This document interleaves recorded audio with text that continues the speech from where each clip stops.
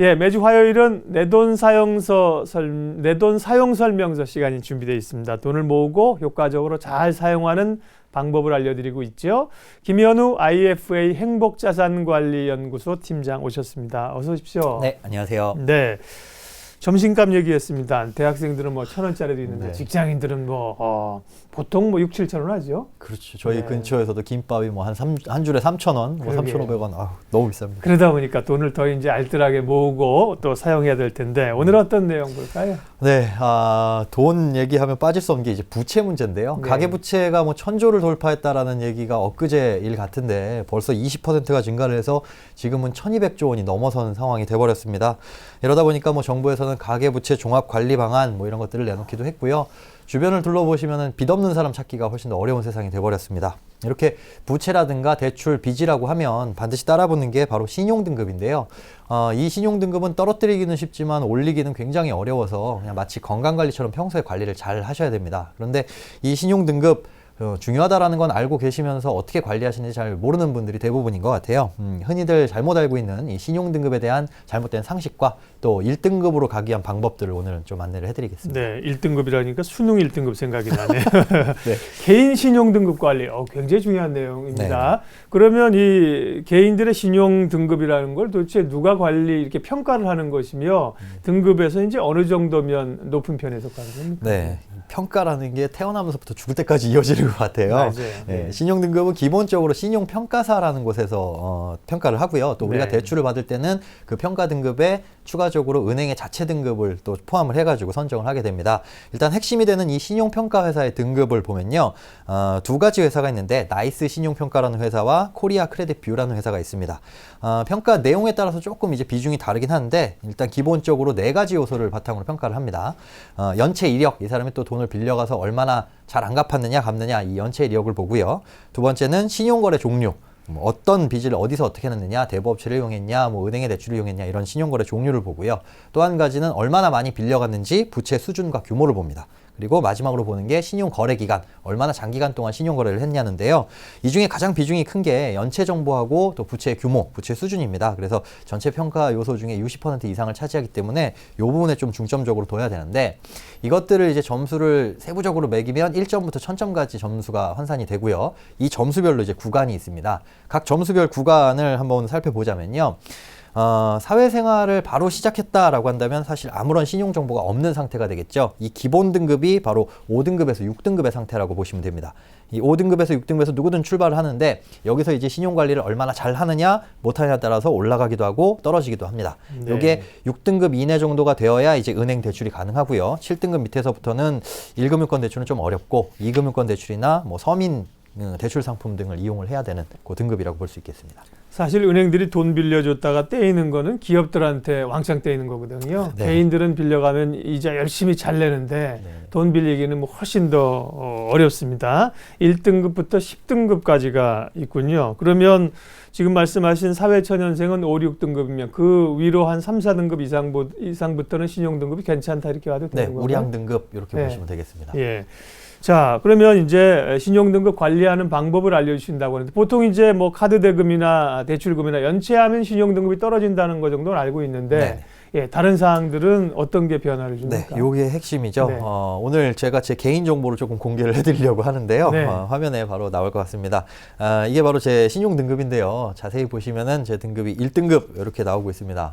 제가 제 등급 1등급입니다. 자랑하려고 갖고 나온 자료는 아니고요. 네, 매우 우수한 엑설런트네요. 네네. 매우 우수한 상위 3% 안에서 드는 점수고 네. 등급으로 보자면 0.1% 안에 드는데 기분은 좋습니다. 축하합니다. 감사합니다. 이게 왜 이렇게 보여드리냐? 네. 누구든 관리만 좀 한다라고 한다면 네. 신용등급 1등급은 아무 문제가 없다라고 해서 보여드리는 자료고요. 네. 이렇게 등급을 일단 떨어뜨리지 않기 위한 내용들을 좀 살펴보겠습니다. 네. 일단 첫 번째로 말씀하신 것처럼 연체시키면 안 되겠죠. 연체에 대한 정보는 사실은 그런 거예요. 친구가 돈을 빌려갔는데 큰 돈 빌려간 친구보다는 조그만 돈이라도 빌려가서 잘 안 갚는 친구가 더 얄밉잖아요. 그렇게 보시면 됩니다. 제 날짜에 갚지 않는 거는 굉장히 안 좋다라고 보시면 되고, 또 이제 자주 하시는 실수가 현금 서비스인데요. 네. 현금 서비스 같은 경우에는 고액이 아니라 대부분 소액입니다. 몇십만 원 단위죠. 이런 신용평가사 입장에서 봤을 때는 몇십만 원 정도의 돈을 빌려가면서 10%, 20% 넘는 금리의 이자를 부담한다? 아, 이 사람 돈이 급하구나. 이렇게 판단할 수 있기 때문에 이 현금 서비스는 신용 등급에 아주 안 좋은 영향을 미칩니다. 네. 예, 두 번째로 볼 수 있는 게 이제 카드 회사에서 해주는 카드론이라는 상품이 있어요. 가끔 카드 명세서 같은 거 날라오면 고객님은 뭐 몇백만 원, 몇천만 원까지 카드론 대출 가능합니다. 예, 가능합니다. 네. 근데 이게 바로 이금융권 대출인데 은행보다 절차가 까다롭지가 않죠. 해서 받을 수가 있는데 이것도 아까 말씀드린 현금 서비스와 마찬가지로 네. 돈이 좀 급하신 분이구나라고 판단할 수 있기 때문에 안 좋은 행동이라고 볼 수 있겠습니다. 예. 세 번째로 볼 수 있는 게 이제 카드 사용에 대한 건데요. 네. 신용카드를 너무 많이 갖고 있으면 이것도 등급에 안 좋은 영향을 미치게 됩니다. 한두 개 정도가 딱 적당한데 너무 많은 다수의 카드를 갖고 있거나 혹은 6개월 이내에 다수의 카드를 많이 발급받으시면 신용등급이 떨어질 수가 있습니다. 그래서 주변에 보면 가끔 이 카드 하나만 만들어줘 해가지고 지금 부탁하는 지인들도 있고 뭐 회사에 찾아오시는 분들도 있는데 이럴 때 너무 많은 카드를 발급받는다라고 한다면 본인한테 안 좋은 영향이 생길 수도 있으니까 적절하게 거절하는 센스도 필요하시겠죠. 네 번째로 볼 수 있는 게 쓰지 않는 이제 마이너스 통장 갖고 계신 분들이 있으세요. 뭐 비상금 활용 목적으로 일단 은행에 뭐 500만 원짜리, 1000만 원짜리 만들어 놓고 쓰지는 않지만 필요할 때마다 써야지라고 생각하시는 분들이 있는데 이거 이미 대출이 나간 걸로 판단이 됩니다. 그렇기 그래요? 때문에 안 쓰는 마이너스 통장 있다라고 한다면 굳이 보유하지 마시고 이것도 네. 없애버리는 게 좋습니다. 또 한 가지는 아예 신용거래가 없는 분들이 있으세요. 네. 나는 빚지는 거 죽어도 싫어 해서 대출은 절대 안 받아. 뭐 신용카드도 안 쓸 거야 하시는 분들이 있는데 이 신용등급이라는 거는 얼마나 빌려가서 제 날짜에 잘 갚느냐를 이제 점수로 나타낸 겁니다. 그러다 보니까 한 번도 이런 신용거래 이력이 없으신 분들은 통장에 뭐 10억이 있든 100억이 있든지 간에 신용등급이 5등급이나 6등급 이 기본 등급에서 올라갈 수가 없습니다. 따라서 신용거래는 어느 정도 하셔야 되고요.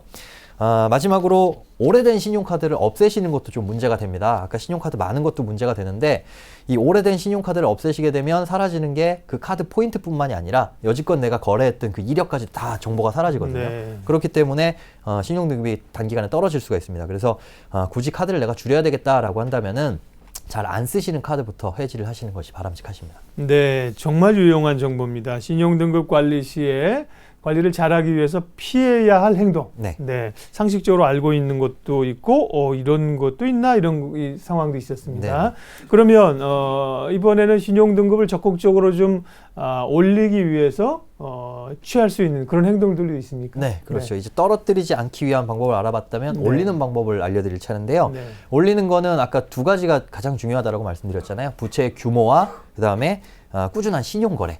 이것들을 확인할 수 있는 게 가장 좋은 게 이제 신용카드 사용입니다. 보통 체크카드 사용이 뭐 신용등급에 좋은 영향을 미친다라고 알고 계신 분들이 있는데 이거는 우량 등급에 대해서 추가적으로 주는 보너스 점수라고 보시면 되세요. 그래서 신용등급이 뭐 기본 등급이거나 좀 안 좋으신 분들은 체크카드를 아무리 써도 사실은 신용등급이 올라가지가 않습니다.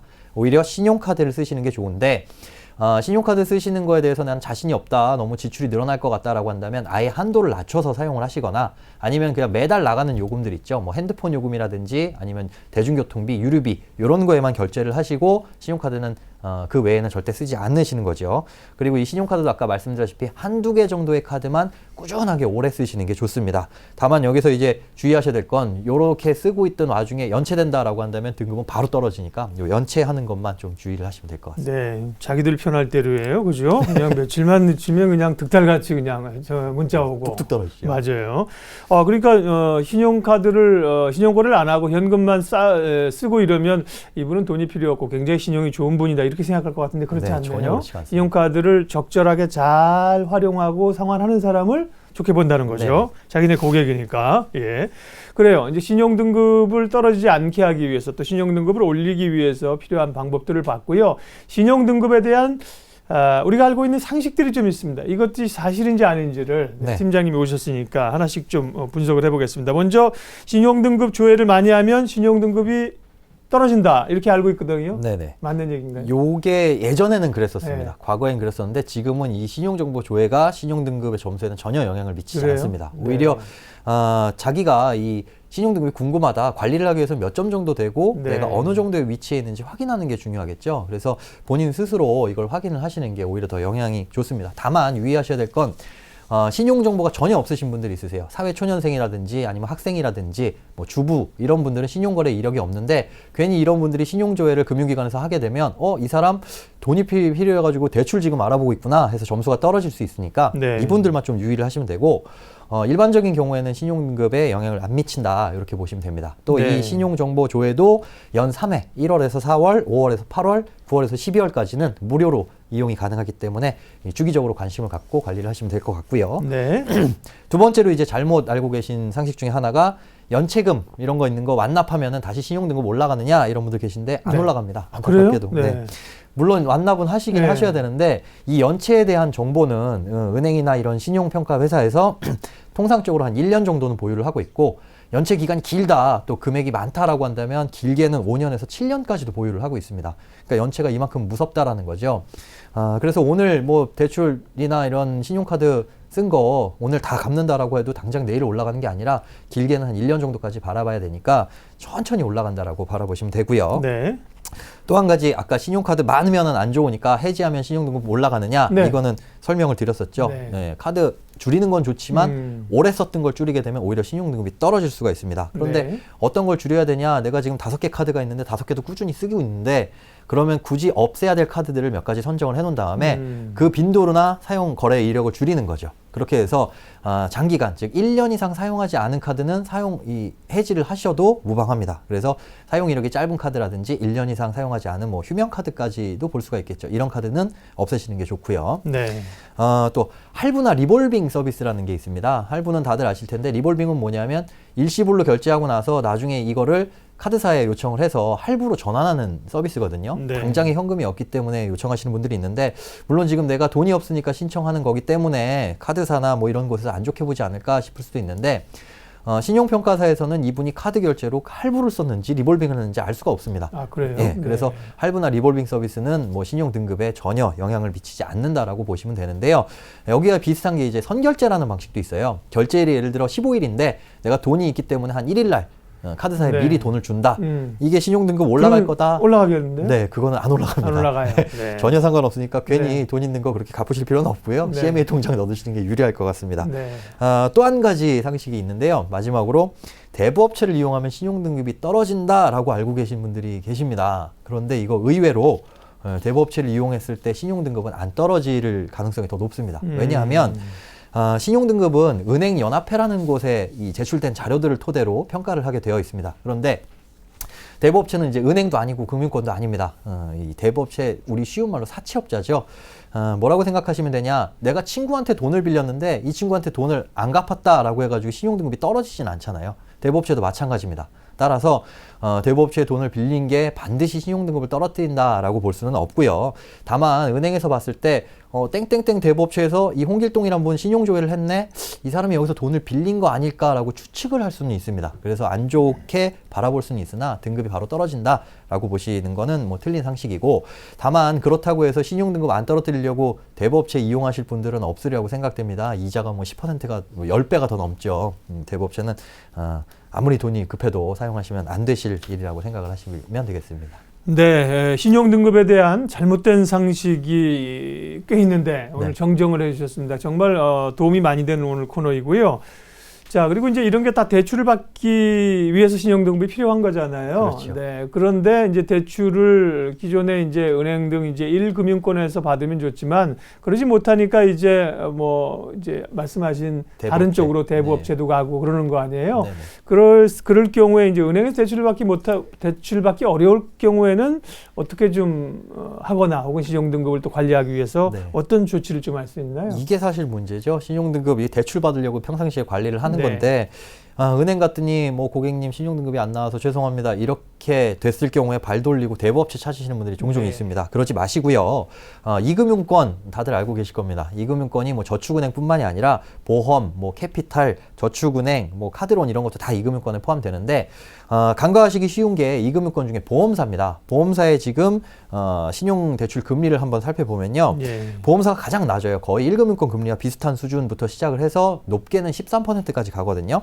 보험사의 대출 먼저 신용대출 먼저 알아보시고 혹시 본인이 가입하신 보험이 있다, 보험 상품이 있다라고 한다면 해당 보험사에서 우대금리를 적용해 주는 경우도 있습니다. 그래서 은행에서 안 된다라고 한다면 일단 보험사에 문의를 하셔가지고 신용대출이 되는 것이 있는지 확인을 해보시고, 만약 이마저도 안 되고 이 금융권 다 안 된다라고 한다면 신용등급이 낮고 또 소득이 낮은 분들을 위해서 서민대출 상품이 준비되어 있습니다. 세이망홀씨, 햇살론, 미소금융 이건 다들 들어보셨을 거예요. 세이망홀씨 같은 경우에는 소득이 뭐 3천만 원 이하이거나 아니면 4천만 원 이하이면서 신용등급이 6등급 이하인 자, 햇살론은 신용등급이 6등급 이하이면서 뭐 4천만 원 이하인 자 뭐 비슷비슷하죠. 미소금융은 수급권자 또는 차상위 계층 분들을 위해서 대출을 해주는 겁니다. 보시면 공통점이 오히려 신용등급이 낮거나 소득이 낮은 분들을 위한 대출이기 때문에 뭐 이 상환은 용도도 다양합니다. 대출을 받는 용도도 다른 대출을 대환하는 상환하는 용도나 아니면 생활자금, 창업자금, 뭐 업무용 자금 이런 것들 다양하기 때문에 이런 것들 먼저 알아보시고 그 다음에 본인에게 맞는 것들이 어떤 건지 꼼꼼하게 확인을 해보시는 게 제일 좋고요. 당부드리고 싶은 말은 절대 이 대부업체는 서민금융은 아니라는 사실은 좀 더 알고 계셨으면 좋겠습니다. 네, 내돈 사용 설명서 오늘 굉장히 유익한 정보였죠. 신용등급을 잘 관리할 수 있는 방법에 대해서 알아봤습니다. IFA 행복자산관리연구소 김현우 팀장 함께 해주셨습니다. 고맙습니다. 고맙습니다.